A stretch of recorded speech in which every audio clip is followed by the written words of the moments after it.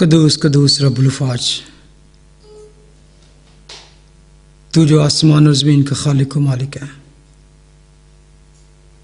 हम अपने मुनज्जी तेरे बेटे यस्सु नासरी के नाम से तेरे पाक कदमों में आते हैं। इसके लिए हम तेरे शुक्रगुजार हैं कि तूने हमें इकट्ठा किया है खुदावंद आज फिर यहाँ पर, ताकि हम तेरे ज़िंदा कलाम में से अपनी रूहानी खुराक ले सकें। खुदावंद इस वक्त खुदावंद मैं इस टाइम को तेरे हाथ में देता हूँ, शुरू से लेकर आखिर तक तेरे पाक रूह की यहाँ पर पूरी पूरी हजूरी हो, पूरा पूरा मस्सा हो और कंट्रोल हो। खुदावंद जो कुछ भी हम यहाँ पे शेयर करते हैं खुदावंद, जो कुछ तेरा कलाम यहाँ पे हम पढ़ते और सुनते और शेयर करते हैं, उसमें तेरी पूरी पूरी मर्जी शामिल हो और तू हमें गाइड कर, हमें टीच कर। इन तमाम अजीज़ों के लिए खुदावंद जिन्होंने तेरे कलाम की तरफ अपना कान लगाया है, तुझसे मिन्नत करता हूँ खुदावंद एक एक के दिल को तू तैयार कर, इसकी दिल की ज़मीन को सींच, ताकि जब तेरे कलाम का बीज बोया जाता है तो वो उस ज़मीन में भरपूर तरीके से कल्टीवेट हो और 60 गुना 100 गुना फल लाए। ये सब कुछ मांगते हैं तेरे प्यारे बेटे अपने खुदावंद यस्सु नासरी के नाम से, आमीन आमीन। एक दफ़ा फिर आज हम कलाम मुक़द्दस में से देखें इब्रानियों का ख़त, उसका 12वां बाब, हीब्रू चैप्टर 12 पढ़ते हैं। वर्स 6 से आज 5 से हम शुरू करेंगे। कल लास्ट टाइम हमने 5वीं चौथी आयत तक पढ़ा था। तो लिखा है, और तुम उस नसीहत को भूल गए जो तुम्हें फर्जंदों की तरह की जाती है कि ऐ मेरे बेटे खुदावंद की तनबीह को ना चीज़ ना जान, और जब वो तुझे मलामत करे तो बेदिल ना हो, क्योंकि जिससे खुदावंद मोहब्बत रखता है उसे तनबीह भी करता है, और जिसको बेटा बना लेता है उसको कोड़े भी लगाता है। तुम जो कुछ दुख सहते हो वो तुम्हारी तरबियत के लिए है। खुदा फर्जंद जान कर तुम्हारे साथ सलूक करता है। वो कौन सा बेटा है जिसे बाप तनबीह नहीं करता, और अगर तुम्हें वो तनबीह ना की गई जिसमें सब शरीक हैं तो तुम हरामजादे ठहरे ना के बेटे। अलावा इसके जब हमारे जिस्मानी बाप तनबीह करते थे और हम उनकी ताज़ीम करते रहे, तो क्या रूहों के बाप की इससे ज़्यादा ताबेदारी ना करें जिससे हम जिंदा रहें। वो तो थोड़े दिनों के वास्ते अपनी समझ के मुवाफिक तनबीह करते थे, मगर ये हमारे फ़ायदा के लिए करता है ताकि हम भी उसकी पाकीज़गी में शामिल हो जाएं। और बिलफिल हर किस्म की तनबीह खुशी का नहीं बल्कि गम का बायस मालूम होती है, मगर जो उसको सहते सहते पुख्ता हो गए हैं उनको बाद में चैन के साथ रास्तबाजी का फल बख्शती है, आमीन। कि पहले हमने लास्ट वीक बात की थी कि मसीही ज़िंदगी एक रेस है। लास्ट टाइम हमने यही किया था। तो वो कहता है कि अगर तुम एक ऐसी रेस में दौड़ रहे हो तो उस रेस में बहुत सी उलझने, बहुत सी प्रॉब्लम आए, तो उन सबसे अपने आप को पाक रखते हुए, परहेज करते हुए, हमें यीशु पर निगाहें रखते हुए दौड़ते रहना।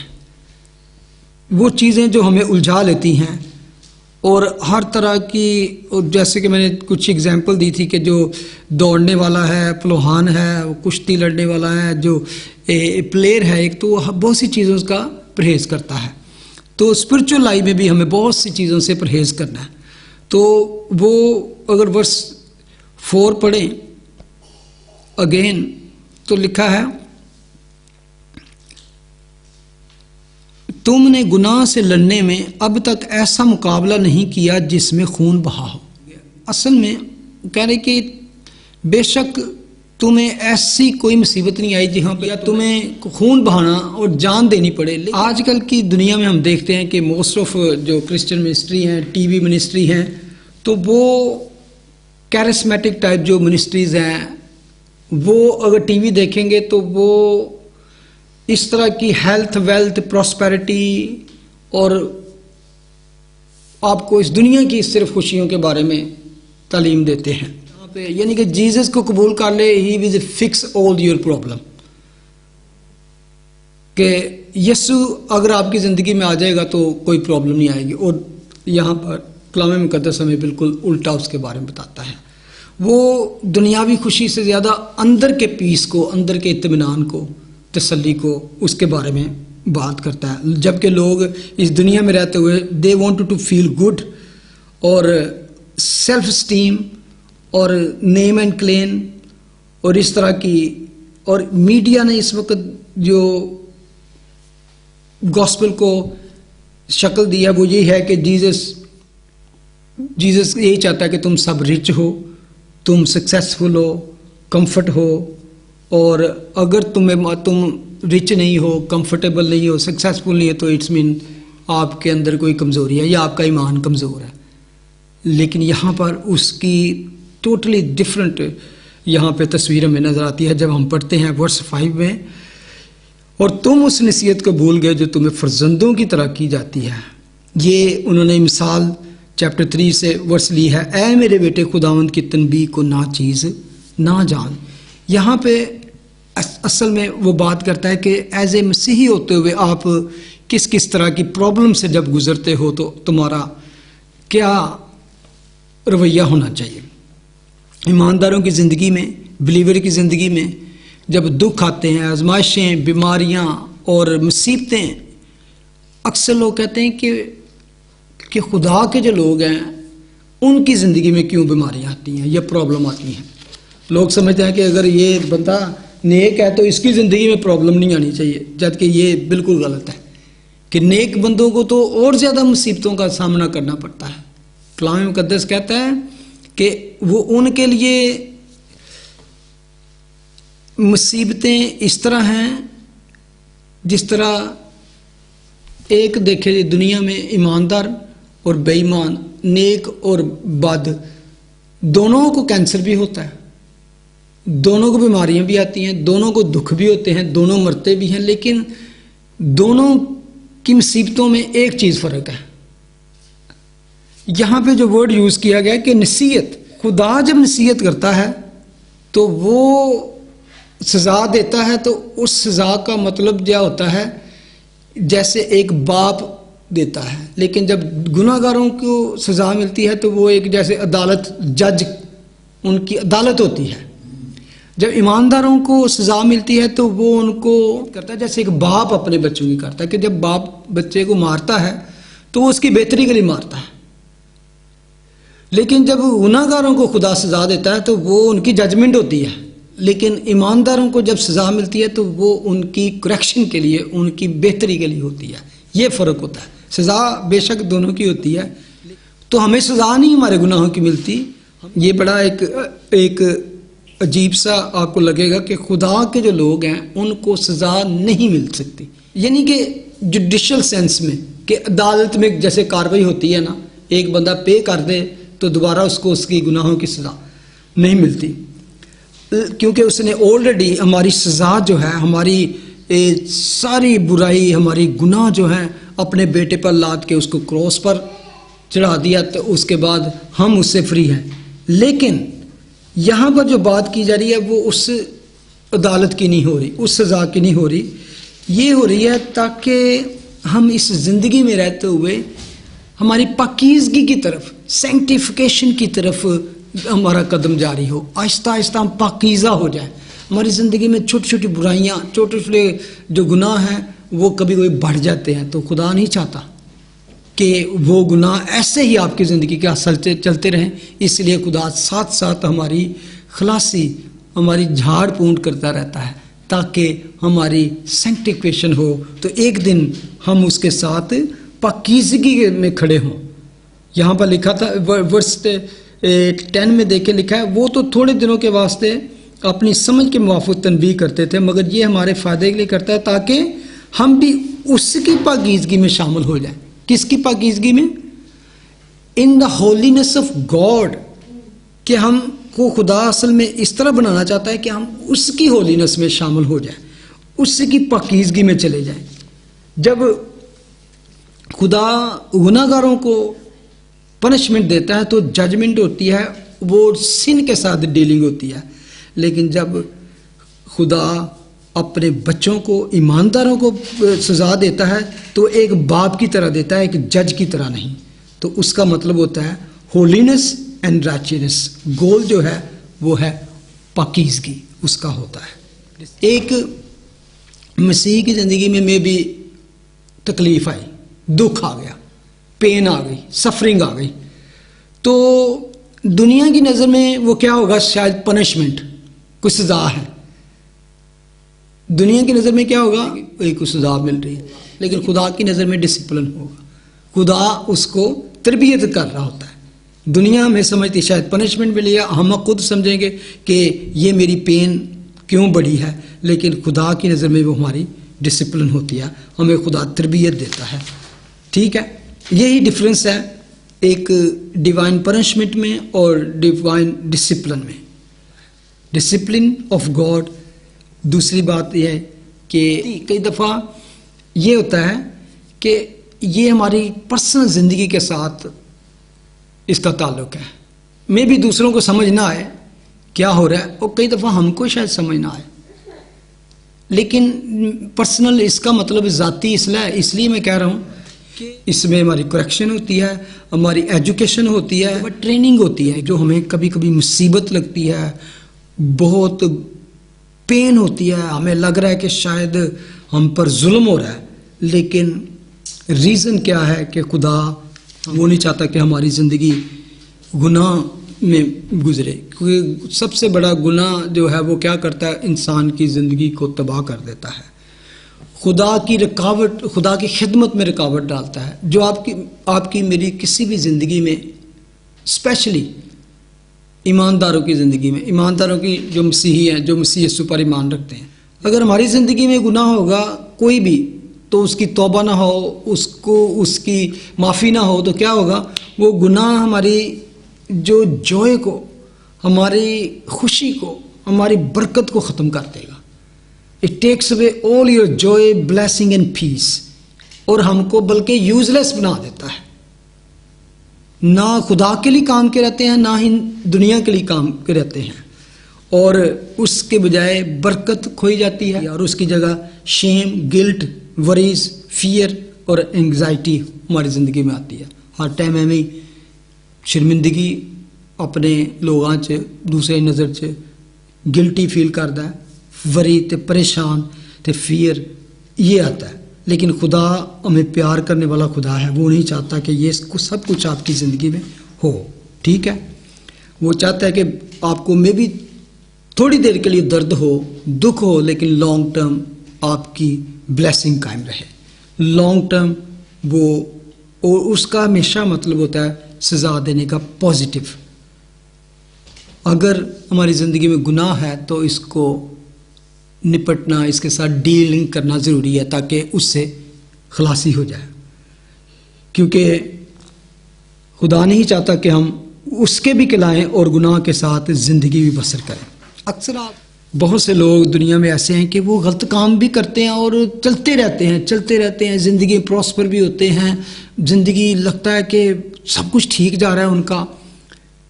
लेकिन हम अगर कोई ऐसी बात करें तो फ़ौरन ही हमें प्रॉब्लम शुरू हो जाती है। अगर हमारी ज़िंदगी में गलती करें कोई, और उसकी एक वजह है, अगर आप खुदा पर ईमान नहीं रखते, खुदा के वफादार नहीं, you don't care about God, तो मे भी खुदा भी आपके साथ कोई डीलिंग ना करे फॉर द टाइम बीइंग, इस तरह चलते चले जाओ। लेकिन खुदा नहीं चाहता कि वो उसके बच्चे भी कहलाएं। दे कॉल देमसेल्फ क्रिश्चियन, हम ईमानदार हैं, हम मसीही हैं, और उसके साथ गुनाह भी हमारी ज़िंदगी में हो, ये खुदा को पसंद नहीं। इसलिए खुदा हमारी तरबियत करता है, हमें वो कहता है कि यहाँ पे हमने पढ़ा है कि वो जिससे खुदावंद मोहब्बत रखता है उससे तनबीह भी करता है, और जिसको बेटा बना लेता है उसको कोड़े भी लगाता है।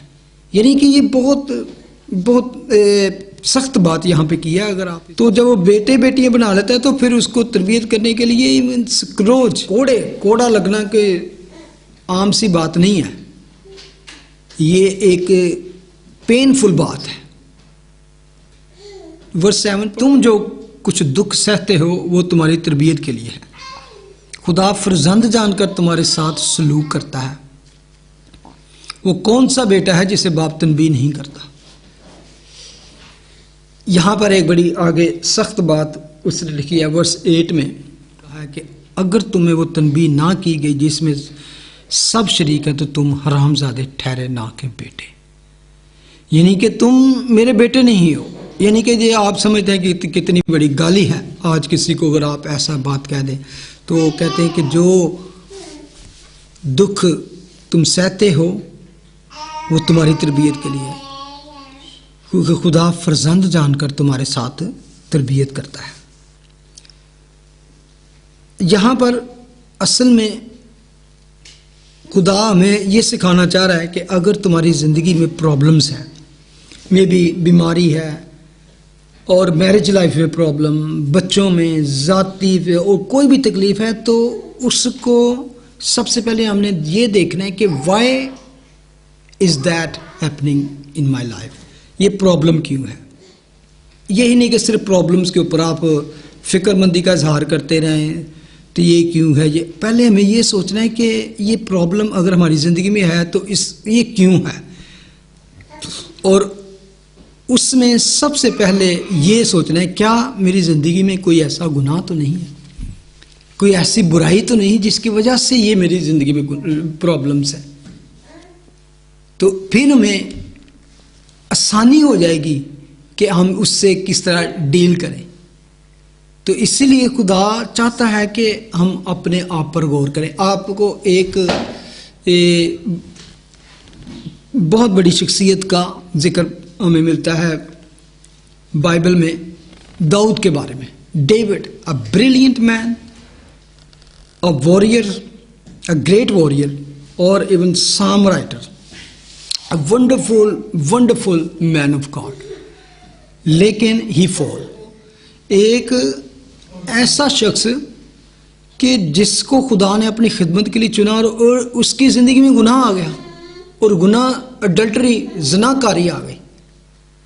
और सिर्फ ये नहीं उसने किया बल्कि उसने उस वजह से कत्ल भी कर दिया, उसके हस्बैंड को मरवा दिया। और ये एक ऐसा था कि जिससे खुदा भी कह सकते हैं नहीं कि जैसे इंसान का दिल टूट जाता है कि उसको उसने बेटा बनाया, तो उस खुदा ने कहा कि ये क्या तूने किया। और खुदा ने उसको छोड़ा नहीं है कि तू नबी है या तू बड़ा बादशाह है या तुझे मैंने बुलाया है तो तू बख्श दीता जाए। पता है उसके बारे में खुदा ने क्या कहा दाऊद के बारे में? उसने कहा कि तलवार तेरे घर से जुदा ना होगी, sword will never leave your house। तलवार तेरे घर ना लगे, यानी कि तू पेनफुल जिंदगी तेरी होएगी। बेशक तेरे माफ भी करता जाएगा, लेकिन तेरी जिंदगी जड़ी है ना, मैं समझना जब मैं दाऊद की जिंदगी हमारे लिए एक बहुत बड़ी नसीहत के लिए खुदा ने लिख दिया कि अगर खुदा दाऊद को माफ नहीं करता, यानी कि सजा जरूर देता है, तरबियत करता है, लेकिन ये नहीं कि उसकी माफी नहीं। लेकिन कई दफा हम कहते हैं कि हमसे गुनाह हो गया है, हमने गलती कर दी, ओ तौबा कर लो जी। लेकिन तौबा करने के बावजूद भी इस दुनिया में रहते हुए बहुत सारी आपको पे करना पड़ता है। आपको अगली ज़िंदगी में तौबा का सिर्फ फ़ायदा ये है कि आपको अगली ज़िंदगी में जहन्नम से बचा लेता है खुदा, लेकिन मोस्ट ऑफ टाइम आपको भुगतना पड़ता है, जिससे आप कह सकते हैं ना दाऊद ने भुगता। उस औरत से जो बच्चा पैदा होगा वो बच ना सका। सबसे पहले खुदा ने कहा नहीं, ये बच्चा नहीं बचेगा। 7 दिन तक वो रोजे च बैठा रहा, कुछ खाया नहीं, कुछ पिया नहीं, सिर्फ उस दुआ करता रहा खुदा इस बच्चे को बचा ले। नहीं, खुदा ने बचाया, मर गया। माफी भी मंगी, 7 दिन तक रोजे च लेटिया रहा, कुछ नहीं खाना, ना नहाना ना धोना, बिल्कुल। लेकिन खुदा ने कहा नहीं, ये बच्चा बचेगा ही नहीं, जो मर्जी तू कर ले। मुसीबत आफ्टर मुसीबत हैं उधर आंदी रही। उसके बाद हमें पता है उसकी बेटी तिमर के साथ क्या हुआ। उसके बाद उसका एक बेटा था अबीसलूम। वो बेटा उसके बेटे को वो बहुत प्यार करता था। इस बेटे ने वही ਉਹਦੇ प्यो के खिलाफ हो गया, उन्हें प्यो के तख्ते कब्जा कर लिया। अबिसलूम इन्नी ਉਹਦੇ ਘਰ 'ਚ ਮੁਸੀਬਤਾਂ ਸ਼ੁਰੂ ਹੋਈਆਂ। ਉਹ ਦਾਊਦ ਨੂੰ ਭੱਜਣਾ ਪਿਆ ਤਖਤ ਛੱਡ ਕੇ।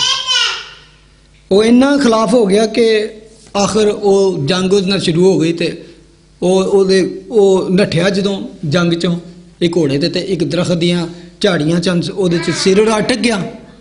ਉਹਦੇ ਵਾਲ ਬੜੇ ਘੁੰਗਰਿਆਲੇ ਸਨ ਤੇ ਉਹ ਉੱਥੇ ਮਾਰ ਦਿੱਤਾ। ਯਾਨੀ ਕਿ ਉਹ ਦੁੱਖ ਸੀ, ਬੜਾ ਰੋਂਦਾ ਸੀ ਉਹਦੇ ਬਾਰੇ 'ਚ। ਅਬਿਸਲੂਮ ਮੇਰੇ ਬੇਟੇ।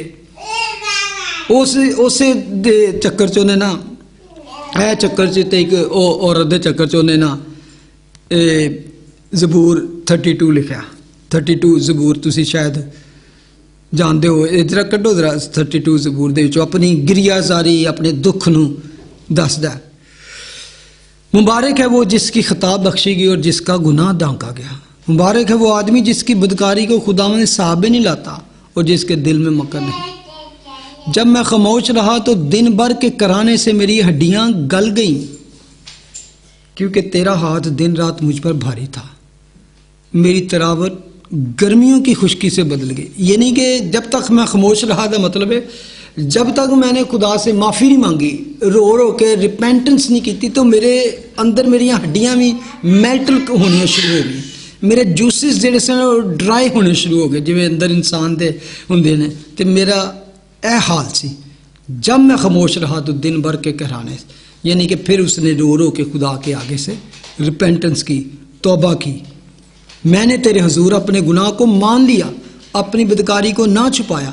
मैंने कहा मैं खुदावंद के हुजूर अपनी खताओं का इकरार करूंगा और तूने मेरे गुनाह की बदी को माफ़ किया। जब उसने खुदावंद के आगे इकरार किया तो उसने खुदावंद ने उसे माफ़ किया। तू मेरे छुपने की जगह है, तू मुझे दुख से बचाए रखेगा, तू मुझे रहाई के नगमों से घेर लेगा। मैं तुझे तालीम, खुदा कहता है मैं तुझे तालीम दूंगा और जिस राह पर तुझे चलना होगा तुझे बताऊंगा।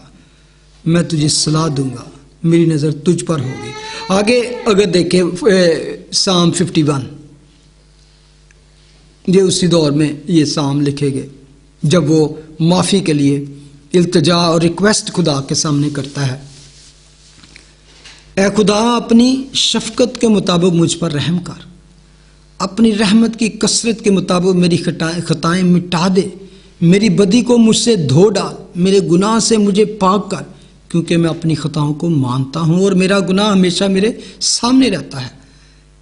अब उसकी जान की खलासी नहीं थी, यानी कि गुनाह तो कर बैठा, लेकिन उसके बाद जब भी कुछ भी कर उसका कहता हूं ना, मैंने पहले कहा गुनाह क्या आपका छीनता है, आपका जॉय, ब्लेसिंग एंड पीस। तो उसका ये सब कुछ छीन चुका। वो कहता है मेरे सामने तो मेरा गुनाह ही रहता है, मेरे सामने मेरी बदी रहती है और मैं सुख नहीं पा सकता, खुशी नहीं पा सकता। तो वो खुदा के आगे इल्तिजा करता है कि तू मुझे किस तरह साफ कर, मुझे मेरे अपनी रहमत खुदा की याद दिलाता है, मेरी बदी को धो डाल। मैंने फ़कत तेरा ही गुनाह किया है और वो काम किया है जो तेरी नज़र में बुरा है। वर्स 5 में लिखा है देख मैंने बदी में सूरत पकड़ी। अब वो कहता है मैं तो पैदा ही गुनाह में हुआ, मैं तो गुनाह का ही कीड़ा हूं, मैं गुनाह की हालत में माँ के पेट में पड़ा। देख तू बातिन की सच्चाई पसंद करता है और बातिन ही मुझे, ये बहुत अच्छी बात है। वर्स 6 में लिखा है behold you desire truth in the inward parts and in the hidden parts you will make me to known wisdom. कि बेशक तू मेरे दिल को जान सकता है कि मेरे अंदर सच्ची तौबा है कि नहीं। कई दफ़ा हम सिर्फ मुंह से कह दें हाँ जी मैं तौबा करना, तौबा लोगों का कि तू बातिन की सच्चाई पसंद करता है, तू मेरे बातिन को जानता है कि मैं वाकई पछताता हूँ, दुखी हूँ, तौबा करता हूँ, तू मुझे माफ़ कर और मुझे मेरे बातिन को ही धो डाल। आपको याद होगा एक जगह पे साम 139 में वो कहता है मेरे दिल को जांच, पहचान, देख मुझ में कोई बुरी रविश तो नहीं और मुझे अब्दी राह में ले चल। वर्स 7 में लिखा है जूफे से मुझे साफ कर तो मैं पाक हूँगा, मुझे धो और मैं बर्फ़ से ज़्यादा सफ़ेद होऊंगा। मुझे खुशी और खुरमी की खबर सुना ताकि वो हड्डियाँ जो तूने तोड़ डाली हैं शादमान हो। मेरे गुनाहों की तरफ से अपना मुंह फेर ले और मेरी सब बदकारी मिटा डाल। ऐ खुदा मेरे अंदर पाक दिल पैदा कर। यानी कि ये इसकी यहाँ पे आप देखते हैं कि उसको अपना सबक जैसे मिल गया, ही गॉट हिज लेसन, और उसके बाद ही became a more faithful to God, more righteous person, and he wrote more psalms after that. इसके बाद उसने बहुत से ज़बूर लिखे, उसके बाद वो खुदा के साथ इतना वफादार हो गया, यानी कि ही became a friend of God. और कहता है मुझे अपने हुजूर से खारिज ना कर, ऐ खुदा मेरे अंदर पाक दिल पैदा कर और मेरे बातन में असर नो मुस्तकीम रूह डाल, मुझे अपने हुजूर से खारिज ना कर और अपनी पाक रूह को मुझसे जुदा ना कर। गुनाह में क्या होता है कि खुदा से दूर कर देता है, खारिज कर देता है उसकी हुजूरी से। तो वो कहता है मुझे दोबारा से रिवाइव कर खुदावन, मेरे अंदर नई रूह डाल दे, मुझे नया बना दे, धो डाल, चेंज कर दे मुझे। और उसको ये लगता है कि जैसे मेरी निजात भी खोई जा चुकी है। तो कहता है अपनी जात की शादमानी फिर मुझे अनायत कर, मुस्तद रूह से मुझे संभाल। वर्स 12 में restore to me the joy of your salvation, यानी कि सल्वेशन है मेरे, लेकिन निजात की जो शादमानी होती है ना, निजात की वजह से जो आपके अंदर एक जॉय होता है, कहता है वो मैं लॉस्ट कर चुका हूँ, आई लॉस्ट माई जॉय। तो कहता है restore to me the joy of your salvation. निजात जो है, सल्वेशन जिंदगी में खुशी लाती है, जॉय लाती है। तो कहता है मैं वो खो चुका हूँ, तो इसलिए वो खुदा से कहता है कि रिस्टोर, वो शादमानी फिर से मुझे अनायत कर, and uphold me by your generous spirit. तब मैं खताकारों को तेरी राहें सिखाऊंगा और गुनाहगार तेरी तरफ रुजू करेंगे। ऐ खुदा मेरे नजात बख्श खुदा। अब वो फिर कहता है yes you are my saviour, मेरे जात बख्श खुदा, मुझे खून के जुर्म से छुड़ा, तो मेरी जुबान तेरी सदाकत का गीत गाएगी। आपकी जुबान इवन उसका गीत नहीं गा सकती। अगर आपकी ज़िंदगी में गुनाह है, आपकी you are living in sin, तो even you can't sing a song to him, because sin can not be produce melody, sin can not produce praise and worship if the sin in your life. आप अच्छी तरह गा नहीं सकते। आपकी song, आपकी गाने में वो मिठास, वो सुर, चाहे आप जितनी मर्जी प्रैक्टिस कर रहे हैं, अगर आप खुदा के कहला के गाना चाहते हैं, if you are the child of God, you want to sing for God and you have sin in your life, you have to deal first with your sin, then you can sing beautifully and like really, जिसको कह सकते हैं as a worshipper. And खुदा आपकी आवाज़ को, आपके साज को, अपने सुर को, खुद यहाँ से हमें पता चलता है कि वो कहता है कि अगर तू मुझे माफ़ करेगा तो मेरी ज़ुबान तेरी सदाकत का गीत गाएगी। Then my tongue, then the God of my salvation and my tongue shall sing aloud of your righteousness. Verse 50 में लिखा है, साम 51, ऐ खुदावन मेरे होंठों को खोल दे तो मेरे मुंह से तेरी सताइश निकलेगी। इसका मतलब है कि गुनाह ने उसके होंठों को भी बंद कर दिया है। तो याद रखें, बेशक आप या मैं या कोई भी मसीही खुदा का बच्चा कहला के गाता फिरे, बजाता फिरे, लेकिन ना तो उसे तसल्ली होगी, ना उससे कोई बरकत पाएगा। जब तक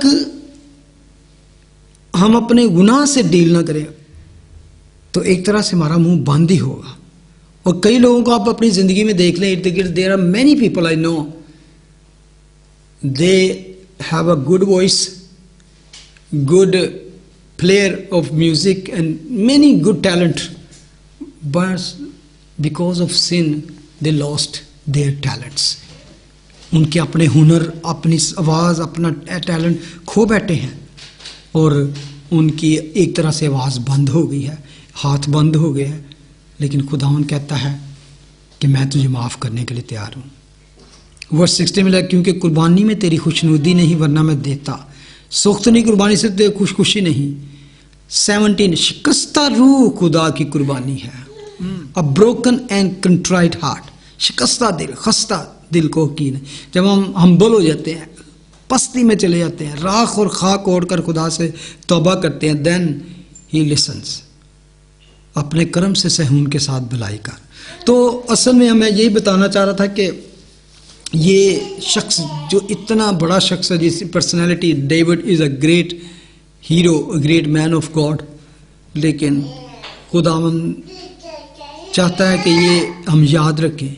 इसके साथ अगर आप एक और शख्स का नाम Job, you know the story of Job, Ayub के बारे में,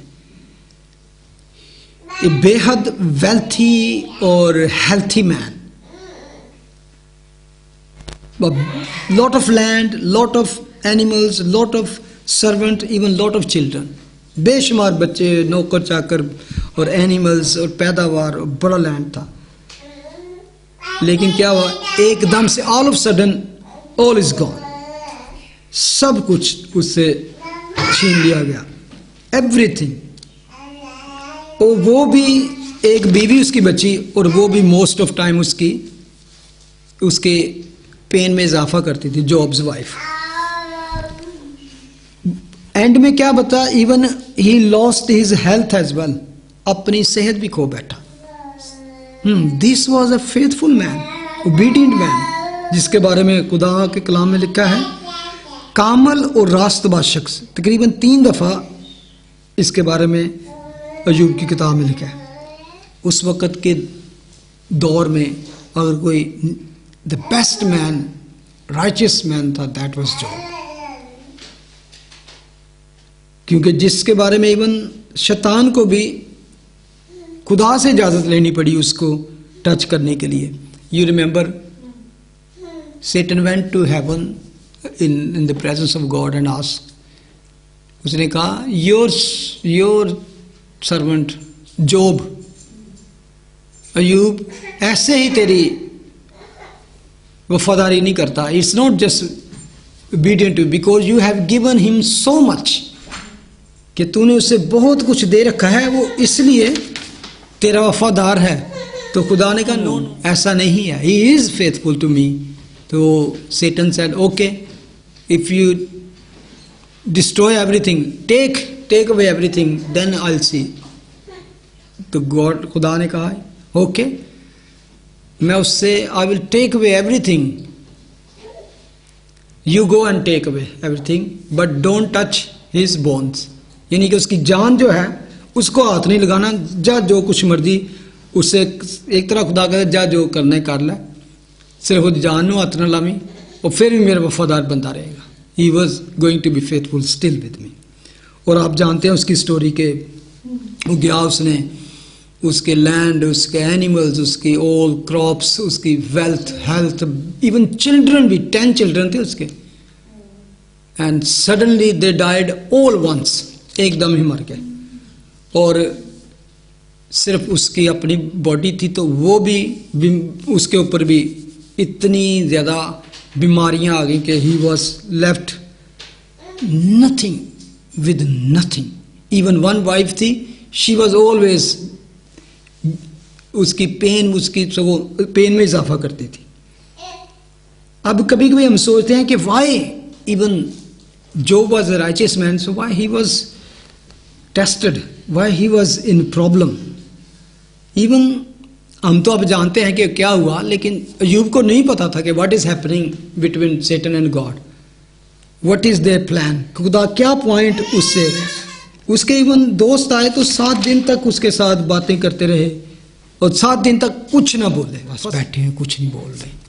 लेकिन जब उन्होंने 7 दिन के बाद मुंह खोला, तो वो भी जोब को कहने गए, यू मस्ट हैव सिन, तूने कोई गुनाह किया है तो अपना इकरार करो, माफी मांग।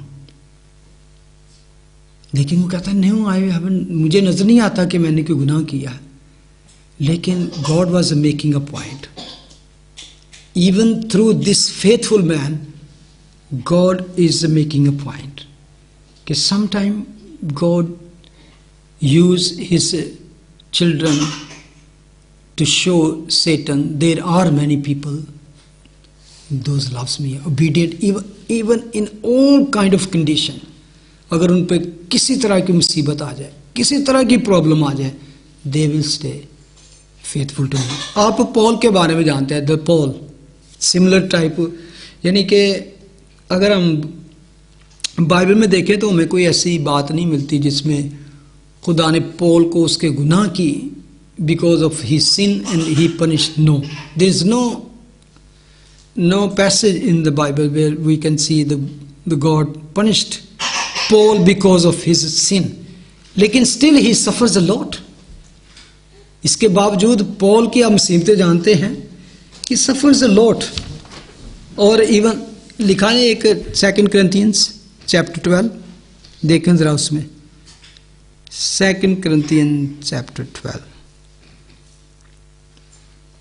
जहां पे हम देखते हैं कि खुदावन के आगे वो किस तरह इल्तिजा कर। वर्स 7, और मुकाशफों की ज्यादती के बायस मेरे फूल जाने के अंदेशा से मेरे जिस्म में कांटा चुभोया गया, यानी शैतान का कासद, ताकि मेरे मुक्के मारे और मैं फूल ना जाऊं। इसके बारे में मैंने 3 बार खुदावन से इल्तमास किया कि ये मुझसे दूर हो जाए। अब ये एक ऐसी प्रॉब्लम के बारे में पॉल यहां पे जिक्र करता है कि जिससे वो तंग है और उसने खुदावन के आगे सिर्फ रिक्वेस्ट की है, और 3 टाइम तो वो इस तरह की एक जैसे शैतान उसको तंग कर रहा है, जिसको कांटा सा चुभोया गया, यहाँ पे लिखा हुआ है ना टर्म, वो है कि जैसे एक मेख होती है, मेख जिसको आप टेंट लगाने के लिए यूज़ करते हैं, वो इस तरह का मतलब है कि इस तरह की चीज़ जैसे उसकी कमर में उसको चैन नहीं लेने दे रही। तो खुदावन ने उसको इससे हील नहीं किया, इससे बचाया नहीं। इसने क्या कहा, आगे लिखा है वर्स 8 में, इसके बारे में मैंने 3 बार खुदावन से इल्तमास किया कि ये मुझसे दूर हो जाए, मगर उसने मुझसे कहा कि मेरा फजल तेरे लिए काफ़ी है, क्योंकि मेरी कुदरत कमज़ोरी में पूरी होती है। Lord did not remove that pain. क्यों रहने दी? अगर आप स्टार्ट करते पढ़े 7 वर्स को तो लिखा है मुकाशफों की ज्यादती के बायस मेरे फूल जाने के अंदेशा से, यानी कि मैं प्राउड ना हो जाऊं, क्योंकि God gave him many revelation secret thing, even God took him to heaven. खुदा उसे आसमान पर, तीसरे आसमान तक ले गया और उसने वहां पर विजिट किया, and he saw the things no one before have seen. कोई बंदा जाके वो चीजें देख नहीं सका। तो कई दफ़ा हम देखें इंसान होते हुए हमें ये लगता है कि अगर मेरे पास ज़्यादा इल्म है, मेरे पास ज़्यादा रेवलेशन है, या खुदा ने मुझे कोई ऐसी गिफ्टेड कर दिया है कि मैं बीमारों के लिए दुआ करता हूँ तो शिफा पाते हैं, मैं पता नहीं कितने लोगों को बैप्टाइज कर चुका हूँ, मैं पता नहीं कि कहाँ कहाँ प्रीच कर चुका हूँ, तो then sometime we become proud. तो उसके बारे में भी लिखा है कि because of abundance of the revelation, मुकाशफों की ज्यादती के बायस मेरे फूल जाने के अंदेशा से। खुदा हमारी नेचर से वाकिफ है, because Paul was a proud man. Paul was a proud man. आप अगर जाके उसकी क्रेडेंशियल पढ़े उसके बारे में तो वो कहता है कि मैं फैरिसी, मैं ये था, मैं वो था, मैं ऐसे ख़ानदान से, मैं ये तालीम पढ़ाई, मैं अब शरीयत के लिहाज से बेहद, तो ये प्राउड आदमी था। लेकिन खुदावन नहीं चाहता था कि ये इसमें जाके प्राउड हो के तो कुछ सिन कर ले। तो that's why the God left him in the pain. Sometime we don't only think कि because of we have sin something, हमने गलती किया तो then we are suffering. Sometime God don't want us to be proud, don't want us to be किसी तरह का ऐसी बात करें जिससे हमारी ज़िंदगी में गुनाह आ जाए। Just to keep us humble, हमें हम्बल रखने के लिए, हमें सॉफ्ट रखने के लिए खुदावन हमारी ज़िंदगी में कभी कभी ऐसी, क्योंकि he knows our future, he knows our nature, कि हम all afflictions, all problem, all miseries is not only the because of sin। आप देख सकते हैं जोब की ज़िंदगी में, आप देख सकते हैं पॉल की ज़िंदगी में, that there is many other people. क्योंकि पहले होता है कि खुदा हमें, जैसे दाऊद की ज़िंदगी में हम देखते हैं रेट्रीब्यूशन, कि उसको खुदा ने पनिशमेंट दी, लेकिन इस तरह पनिशमेंट दी जैसे बाप बेटे को पनिशमेंट देता है। क्योंकि अगर हम यहाँ पे पनिशमेंट हमें मिल जाएगी, then we will go to heaven. 1 Corinthians 11 देखें, 1 Corinthians 11 कि खुदा किस तरह हमारी तरबियत करना चाहता है। वर्स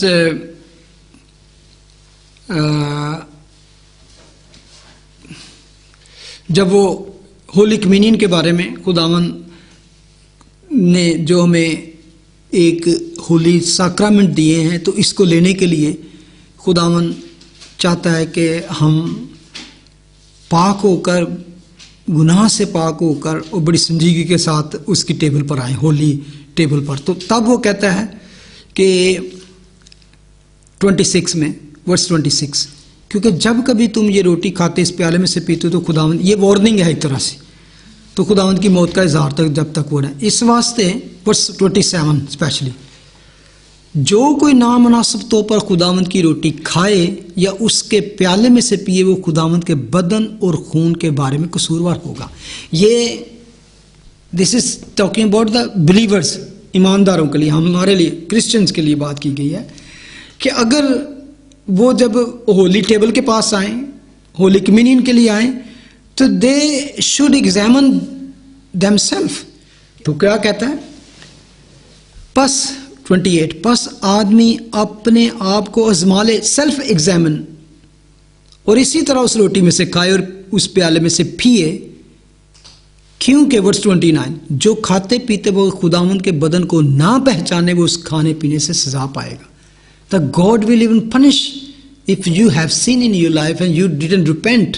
आपने तौबा नहीं की और गुनाह भी आपकी जिंदगी में, तो आप जाके होली कम्युनियन रह रहे हो, तो खुदा कहता है कि उससे तुम सजा पाओगे। नामुनासिब तौर पे खाने की होली, लेकिन यही है कि आपके दिन में किसी के लिए रंज है, नफरत है, गुस्सा है, या आपके गुनाह है, तो आप वहाँ पे एज ए रूहानी बन के, तो लाइन में लग के, तो आप जाके तो होली कम्युनियन ले लेते हो, तो you will get a punishment from God. Verse 30, इसी सबब से जो ऐसा करते हैं तो उसकी पनिशमेंट, वो कहता है इसी सबब से, because somebody have taken like this, तुम में बहुत बथेरे कमजोर और बीमार हैं और बहुत से सो भी गए हैं। मैनी आर, क्या है तुम में, many, for the reason many are weak and sick among you and many sleeps. Many sleeps का मतलब है कि जो मरने का, क्योंकि when the Christian dies, it don't say he dies, we से ही स्लीप्स, कि वो सोते हैं, क्योंकि एक दिन फिर उठेंगे। तो यहां पे इवन उन्होंने गुनाह किया है, लेकिन उस वजह से मर गए हैं, लेकिन still they haven't loosed their salvation. यहां पे एक और हमें, लेकिन क्या है, मर भी गए हैं, लेकिन वो निजात से दूर नहीं हुए। लेकिन क्या खोया उन्होंने, कि दे डाइड बिफोर टाइम, कि अपनी मौत से पहले मर जाते हैं, क्योंकि खुदावंद के हुक्मों पर नहीं चलते। तो इसीलिए खुदा नहीं चाहता कि आप जल्दी मर जाओ, क्योंकि कोई क्रिश्चियन अगर बॉर्न अगेन हो, उसने अपने आप तौबा भी की हो और मसीह को अपना लिया हो, तो उसके बाद उसकी ज़िंदगी में गुनाह आ जाए, गलती आ जाए, तो वो रिपेंट ना करे, और उसी तरह ये खुदा को पसंद नहीं है कि एक बंदा उसका भी कहलाए, ही कॉल्ड देमसेल्फ क्रिश्चियन और still doing wrong things, doing, और क्योंकि उससे उसके नाम को इंसल्ट होती है। इफ मैं कहूं कि I am the child of God, I am Christian, I am born again, and then I go outside and do wrong thing, तो पीपल क्या देखेंगे, go this is the man of God, is Christian, do like this. तो खुदा के कहते कि yes yes they believe in Jesus Christ and this kind of people, तो then actually क्या होता है कि they insult the name of Jesus और अवर गॉड। तो खुदा नहीं पसंद करता है, ही डजंट लाइक दैट। तो खुदा फिर क्या कहता है कि ऐसे लोगों को, ऐसे क्रिश्चियन को जल्दी इस दुनिया से रुखसत कर देता है। ये यहाँ पे लिखा है सजा, लेकिन खुदावंद हमको सजा देकर तरबियत करता है ताकि हम दुनिया के साथ मुजरिम न ठहरें।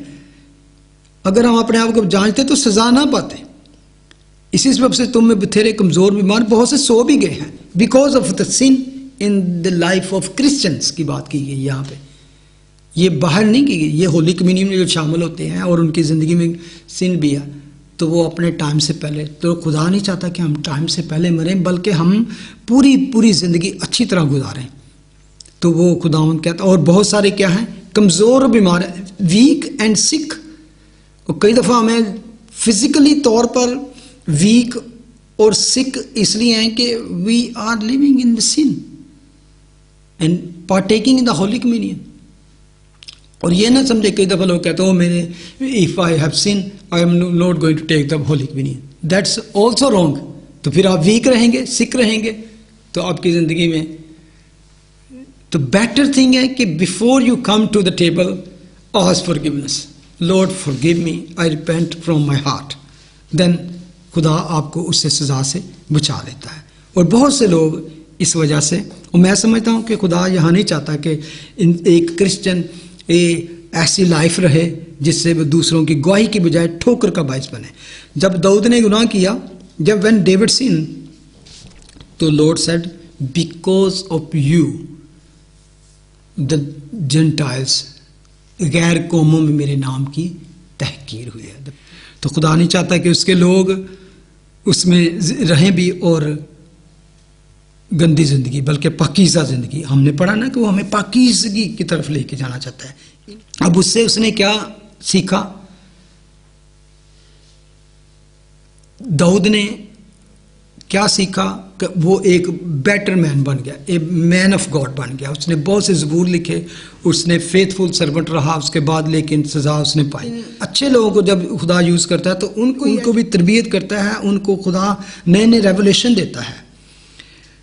अयूब कहता है, अगर आप उसकी एंड की लाइफ पढ़ें, एक जगह पे कहता है कि मैंने कानों से तेरी बातें सुनी, मैंने कान से तेरे बारे में सुना, लेकिन नाउ आई सीज यू, कि पहले मैंने तुझे सिर्फ सुना था तेरे बारे में, लेकिन अब मैंने तुझे देखा, तेरी निजात को देखा है। खुदावंद ने उसको एक और नया रेवलेशन दिया। एक बात कहता है, मैं जान गया हूं, मैंने अपने कान से सुना, I heard you with my years but now I sees you. A personal private education. अब मैं, बल्कि खुदावंद आखिर में वो कहते हैं, अब मैं खाक और राख में बैठकर तौबा करता हूं। पौल ने क्या सीखा? पौल ने सीखा जब खुदावंद ने कहा कि माई grace is sufficient for you, that was the revelation. एक नया और उसके ऊपर मुकाशवा खुला। बेशक उसके बाद बड़े रेवलेशन थे, बड़े खुदा ने उसको सीक्रेट बताई, हेवनली चीज़ें दिखाई, लेकिन जब ये बात उसने की और ये तकलीफ सही, तो उसके बाद लिखा है कि उसने कहा कि तेरा फजल मेरे लिए काफ़ी है।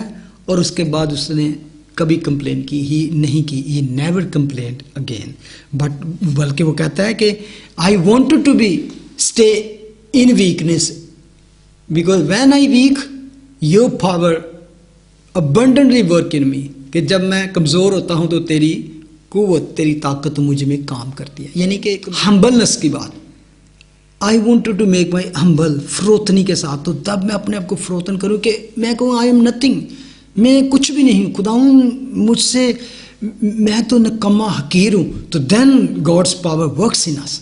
खुदा अपने ऐसे बंदों को चूज करता है जो अपने आप को हम्बल कर ले, अपने आप को पस्ती में ले जाए, अपने आप को फरोतन हलीम बनाए, तो then the power of God work through them.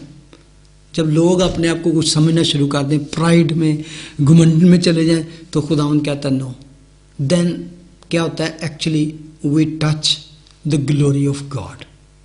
If something happened good, if somebody healed, somebody saved, somebody कुछ होता है, तो हम कहते हैं ओ देखा मेरे कलाम से, मेरी दुआ से ये हुआ, तो then pride is in us। तो खुदा कहता है no, I don't want you to be proud, you want to be humble और lowly। और जब हम आपको अपने आप को इस तरह बनाते हैं लो, और तो खुदा की कुदरत हम में काम करती है। विलियम कैरी के बारे में एक बहुत बड़ा खुदा का खादम था, इंग्लैंड से इंडिया में गया था, एक missionary. He was from the low class category में से एक मैन था। एक जूतियाँ जो शू रिपेयर करने वाला, मेकर भी ना, शू रिपेयर करने वाला, जैसे हम मोची जो जूतियाँ गाड़ने वाले होते हैं, वो था एक। और वो उसके बारे में अगर आप यूट्यूब पे जाके चेक करेंगे, बड़ी अच्छी यानी कि डॉक्यूमेंट्री बनी हुई है, कैंडल इन द डार्क। तो बड़ी आपको तकवीयत मिलेगी अगर आप उसके बारे में यूट्यूब पे जाके वो फिल्म देखें, या टीवी पे भी गॉड चैनल पे चल चुकी है। वो इंडिया में गया और एक ऐसे तबके का आदमी था कि बिल्कुल इतनी ज़्यादा एजुकेटेड भी नहीं था, और वहाँ पर उसने जो तकलीफ़ें सही, even his wife died, his son died, कि उस टाइम में वहाँ पे इतनी इतनी थी मच्छरों की, मलेरिया की वजह से, और एक तरह से वो वहाँ पर छुप के गया था। ब्रिटिश रूल भी था, लेकिन वो उनकी हेल्प नहीं करते थे कि तुम यहाँ पे आ, क्योंकि they were totally businessman in India. लेकिन उसने जाके वहाँ पर प्रीचिंग करना शुरू की। तो क्या हुआ कि उस दौरान में उसने बड़ी दुख सहे, लेकिन उसी आदमी को खुदा ने इतना यूज किया, the God used him abundantly. He translated Bible in their secret language, Sanskrit, and after that he translated even 18 language में बाइबल को उसने ट्रांसलेटेड किया। 18 लैंग्वेज, नेटिव लैंग्वेज जो उधर की थी, बंगालीज एंड डिफरेंट लैंग्वेज में, और एक प्रिंटिंग प्रेस उसने उधर बनाया और ये किया, बड़ा कुछ उसने। और उसके बाद जो भी मिशनरी गया वहाँ पे इंडिया पे, उसकी फाउंडेशन पर उसने काम किया कि ऑलरेडी जो उसने प्रिपेयर की हुई थी सारी चीज़ें इंडिया में, तो खुदा ने उसको इस कदर यूज़ किया। Even he goes through many painful period, many difficult and miserable condition, लेकिन खुदा ने उसको इस्तेमाल किया। और एक आज भी वहाँ पर एक बहुत बड़ा उसकी यूनिवर्सिटी है जहाँ पर लोग मतलब के जाते हैं, और आज उस पर वहाँ पर एक बाइबल की टीचिंग दी जाती है। तो इसका मतलब क्या है कि यहाँ पे एंटिसिपेशन भी है, टीचिंग भी है, सेल्फ एग्जामिनेशन भी है, और खुदावंद हमें तरबियत करता है ताकि हम इस दुनिया के साथ मुजरम ना ठहरें। दुनिया के साथ मुजरम का मतलब है कि maybe other people are doing bad thing and enjoying their life, they not recognizing God. खुदा के साथ भी चल रहे, बुरे काम भी कर रहे हैं, बुरे धंधे भी कर रहे हैं, लेकिन क्या है, end of the day they will get eternal punishment for ever. But the children of God, if God give us punishment in this world, that is temporary, just for short time, but after that we will go into heaven enjoying the joy of the Lord. तो इसलिए कहता है, लेकिन खुदावंद हमको सजा देकर तरबियत करता है ताकि हम दुनिया के साथ मुजरम ना ठहरें, कि जिस तरह दुनिया की अदालत होगी हमारी अदालत नहीं होगी। तो इसलिए कई दफ़ा अगर क्रिश्चियन मर भी जाएं पहले, तो खुदा उनको बचा लेता है कि अगर ये ज़िंदा रहा, ये गुनाह से बाज नहीं आ रहा, गुनाह नहीं, तो इसको खुदावंद उसकी लाइफ को शॉर्ट कर देता है, और वो लेकिन दुनिया के साथ मुजरम नहीं ठहरते। आगे लिखा है, एक come back to Hebrew, verse 9 में लिखा है, अलावा इसके जब हमारे जिस्मानी बाप हमें तनबीह करते थे तो और हम उनकी ताज़ीम करते रहे, तो क्या रूहों के बाप की इससे ज़्यादा ताबेदारी ना करें जिससे हम जिंदा हैं। वो तो थोड़े दिनों के वास्ते अपनी समझ के माफिक तंबीह करते थे, मगर ये हमारे फ़ायदे के लिए करता है ताकि हम भी उसकी पाकीज़गी में शामिल हो जाएं। यानी कि एक उसने एग्जाम्पल दिया है कि humanly parents, humanly father and spiritual father जो है कि समटाइम दे बीट अस, लेकिन कहते हैं कि वो जो करते हैं तो हम मार खा के भी, हम वो पनिशमेंट सह के भी, स्टिल वही क्या करते हैं, honour them, we respect them, because is our father, is my father, क्योंकि माई फादर, मेरे बाप ने बीट मी मैनी टाइम, उस टाइम जब हम बच्चे होते हैं, स्मॉल होते हैं, तो हमें नहीं लगता oh dad is wrong, dad is cruel, maybe is not. लेकिन as we grow we understand because they beaten us because they punished us because they want our best. They don't want us to be injured. कहीं जख्मी हो जाएं, गिर जाएं, बुरी इल्लतों में फंस जाएं, बुरी एक कंपनी में चले जाएं. That's why they, तो कहते हैं कि if we still respect them, तो how much we should give the respect the father of our spirit, because spiritual जो है हमारी स्पिरिट जो है who made us? God. तो he is father of our spirits. बहुत लोग समझते हैं कि we are body, we have body and our spirit live in us. But real is we are a soul, a spirit and we have body. Real जो चीज़ हमें है वो soul spirit है हमारी. तो बॉडी तो खत्म हो जाएगी व्हेन वी डाई और we, but spirit will never die. वो खुदा के पास वापस जाएगी. वो जिसके अच्छे काम होंगे, जो मसीह यीशु का होगा वो हेवन में जाएगा, और जो गलत होगा, जो गुनाहगार होंगे वो they will go to hell. तो वो कहता है वो तो थोड़े दिनों के वास्ते अपनी समझ के मुताबिक भी करते थे, because the life is a temporary, it's like few days. तो वो कहते हैं वो थोड़े दिनों के लिए हमारी तरबियत करेक्शन करते थे हमारे फ़ायदे के लिए, ताकि, लेकिन खुदा जो करता है वो हमारी तरबियत, हमारी करेक्शन, हमारी इसलिए करता है, ट्रेनिंग करता है ताकि हम उसकी पाकीज़गी में शामिल हो जाएं. हम जिंदा भी रहें और उसकी होलीनेस में शामिल हो जाए. That is the purpose of God, to chasten and punish his children when he punished us. तो वो क्या करता है ताकि हम जिंदा भी रहें. जो फिजिकल फादर होते हैं वो तो फ्यू डेज के लिए करते हैं, इसके बाद में मरना है. लेकिन द स्पिरिचुअल फादर जो है, बाप जो है, वो हमेशा के लिए हम जिंदा रहें, और सिर्फ जिंदा ही ना रहें बल्कि उसकी होलीनेस में, उसकी पाकीज़गी में शामिल हो जाए. हम भी उसकी पाकीज़गी में शामिल हो जाएं. तो इसलिए ये हमारी सैंक्टिफिकेशन का दौर है. हमारी, वो कहता है जिसको वो बेटा बनाता है उसको वो काटता छांटता भी है, कोड़े भी लगाता है ताकि वो उसकी पाकीज़गी में शामिल हो जाए. वर्स 11. और बिलाफिल हर किस्म की तनबी खुशी का नहीं बल्कि गम का बायस मालूम होती है, मगर जो उसको सहते सहते पुख्ता हो गए हैं उनको बाद में चैन के साथ रास्तबाजी का फल बख्श दिया. द प्रेजेंट टाइम, जब किसी को पनिशमेंट मिलती है, सज़ा मिलती है, उसको पेरेंट्स की तरफ से या खुदा की तरफ से, it's not joyful thing, it's painful thing. जब आपको पनिशमेंट मिलती है, हमें पनिशमेंट मिलती है, तो it's not joyful, it's a painful thing.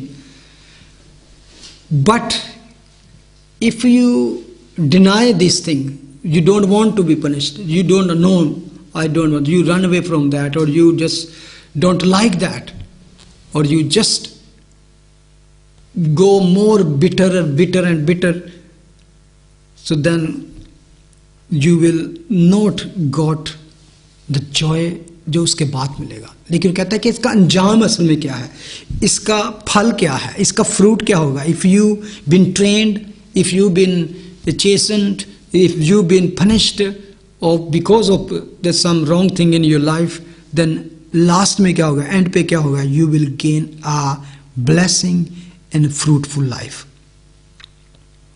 जो सहते सहते पुख्ता हो गए उनको बाद में चैन के साथ रास्तबाजी का फल बख्श दिया.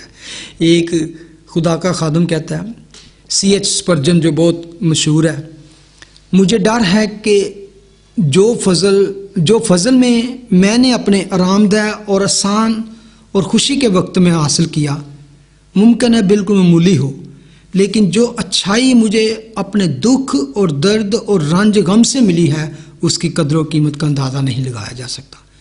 वो कौन सी शय है जो मैंने हथौड़े और अहरन और आग और रेती से हासिल नहीं की. मेरे घर में दुख सबसे अच्छा फर्नीचर है. अब वो समय कह रहा है कि because of going through painful period, going through sorrow and the difficult period, I became like when the gold put in the fire, when he come out, he is more valuable thing. जब आप सोने को बनाते हैं तो उसको ऊपर उसको एक फर्नेस ऑफ फायर में डाल देते हैं, तो जब वह से निकालते हैं तो इस उसकी जो फजूल चीज़ें होती हैं वो जल जाती हैं और वो कुंदन बन के निकलता है, इससे मोर ब्यूटीफुल और मोर वैल्यूएबल बन जाता है।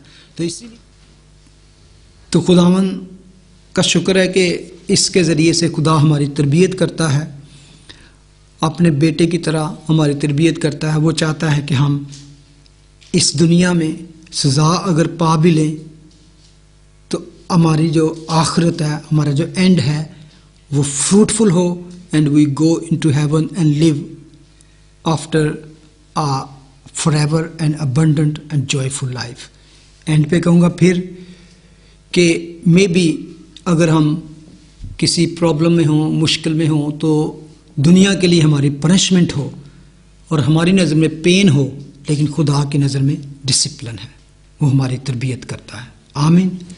खुदा उन तेरा शुक्र, तेरी हमद, तेरी तारीफ़ हो, तुझे भला है, तेरी शफ़क़त अबदी है। यीशु के नाम में तेरा शुक्र करते हैं। खुदा उन सचमुच तो बाप की तरह एक शफ़क़त भरे भाव की तरह जिसके दिल में अपने बच्चों का दर्द है, जो उनकी बेहतरी चाहते हैं, तो हमें कभी कभी खुदावन ऐसे दुखों में से गुजरने देता है जो पल भर के हैं। हिम्मत और ताकत दे खुदावन, अगर हमें ऐसे हालात से कोई दो चार हैं, दरपेश है हमारी ज़िंदगी में, तो हम उससे हिम्मत ना आ रहे खुदावन, बल्कि सबसे पहले हम अपने अंदर अपने आप को एग्जामिन करें। खुदावन, if I am going through this period, this difficult period, is there is sin in my life, अगर तो मेरी जिंदगी में गुनाह है, मैं जांचूं अपने आप को, मैं देखूं, एग्जामिन करूं, तो मैं तौबा करूं खुदावन। आइए और तुझसे खुदावन रेस्टोरेशन हासिल करो, बहाली हासिल करो खुदावन, तेरे बंदा की तरह खुदावन, ताकि हम दुनिया के साथ मुजरम ना ठहरे खुदावन। यहाँ पर ही हमारी पनिशमेंट देकर तो हमें संवार ले, हमें निखार दे। और अगर तू हमको टीच कर रहा है खुदावन इस हालात की वजह से, इवन दो हमारी कोई गलती भी ना हो, हमारा कोई गुनाह भी ना हो, तेरे बंदा अयूब की तरह और तेरे बंदा पालूस रसूल की तरह और नबियों यूसुफ की तरह खुदावंद, जोसेफ जिसकी कोई गलती नहीं थी, इसके बावजूद खुदावंद वो मैनी ईयर्स तक खुदावंद उस दुख और तकलीफ और पेन से गुजरता रहा खुदावंद, और उसने तेरे आके कंप्लेन नहीं की खुदावंद। हमें सिखा खुदावंद कि हम कंप्लेन ना करें, बल्कि इसको तेरी मर्जी समझ कर खुदावंद सही बर्दाश्त करें, क्योंकि तेरे हमें ये मैसेज दे दिया है कि जो इसको सहते सहते पुख्ता हो गए वो आखिर में फ्रूटफुल होंगे, उनको रास्तबाजी का फल मिलेगा और वो खुदा की पाकीज़गी में शामिल हो जाएंगे और हमेशा जिंदा रहेंगे। Thank you Lord, thank you, we bless you holy name, in Jesus name we pray, amen. ऐ हमारे बाप तू जो आसमान पर है, तेरा नाम पाक माना जाए, तेरी बादशाहत है, तेरी मर्जी जैसे आसमान पर पूरी होती है ज़मीन पर भी। हमारे रोज़ की आज में बख्श दे, जिस तरह अपने कसूरों को माफ़ कर दे, तो हमारे कसूर माफ़ कर, हमें आज़माइश में न पड़ने दे, बल्कि बुराई से बचा, क्योंकि बादशाहत, कुदरत और जलाल हमेशा तेरे। आमीन।